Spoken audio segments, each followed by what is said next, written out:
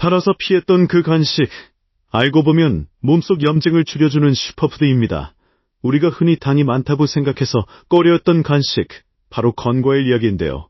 서울대병원과 해외 연구진의 연구 결과를 보면 놀라운 사실이 드러납니다. 건과일은 단순히 달기만 한 간식이 아니라 항산화 성분이 풍부한 식품이에요.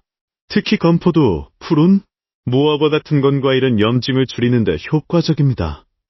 건과일을 말리는 과정에서 수분은 빠지지만 좋은 성분은 오히려 농축돼요. 대표적인 성분이 바로 폴리페놀인데 이게 항산화 효과를 내는 핵심입니다.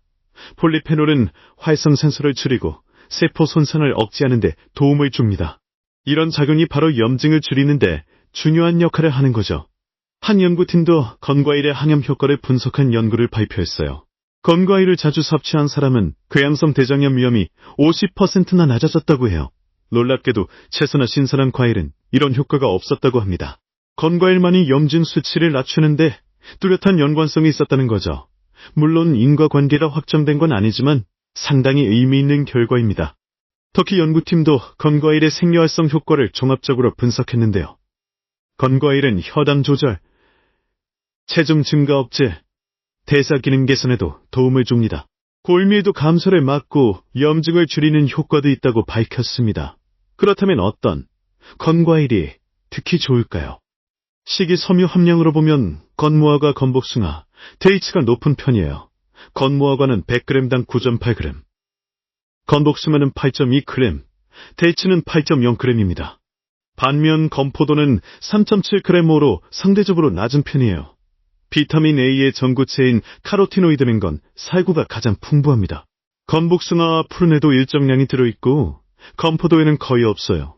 피토에스트로겐도 건살구에 가장 많고 TH와 푸른에도 풍부합니다. 항산화 능력으로 보면 황금색 건포도가 가장 뛰어난 것으로 나타났어요. 골든 수타날라는 품종으로 만든 건 포도가 특히 효과가 좋다고 합니다. 그 다음으로는 건 서양배, 푸른, 건사과, 건복숭아, 데이츠, 무화과, 건살구 순이에요. 이처럼 건과일은 종류에 따라 영양 성분이 조금씩 다르기 때문에 자신에게 필요한 성분을 고려해서 선택하는 것이 좋습니다. 그런데 여기서 중요한 점이 하나 있어요. 건과일은 당 함량과 칼로리가 높기 때문에 과도한 섭취는 피해야 합니다. 일부 연구에서는 건 포도와 푸른이 식후 혈당 급상승을 완화한다고 했지만 칼로리가 높기 때문에 하루 30g, 즉 주먹 한 줌 정도가 적당하다고 해요. 특히 데이츠, 건포도, 건살구는 당 함량이 높으니 주의가 필요합니다.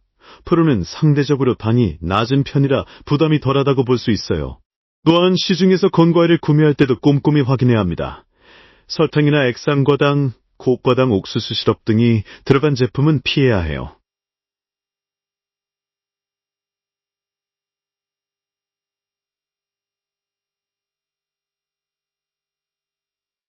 이런 첨가물은 오히려 염증 반응을 유발할 수 있기 때문입니다. 제품 라벨을 확인해서 포도 100%, 무화과 100%처럼 과일만 적혀있는 제품을 선택하는 것이 가장 이상적입니다. 건과일 외에도 노년기에 좋은 간식으로는 무가당 견과류, 찐고구마, 분밤, 무가당 요거트, 달걀, 콩 등이 있습니다. 이런 간식들은 소화가 잘 되고 영양소도 풍부해서 건강에 도움이 돼요. 나이가 들수록 식사만으로 영양을 충분히 채우기 어려운 경우가 많죠. 그래서 간식이 단순한 먹거리가 아니라 건강을 지키는 수단이 됩니다. 하지만 간식도 간식 나름입니다. 당과 지방이 많은 가공 간식은 오히려 건강을 해칠 수 있어요.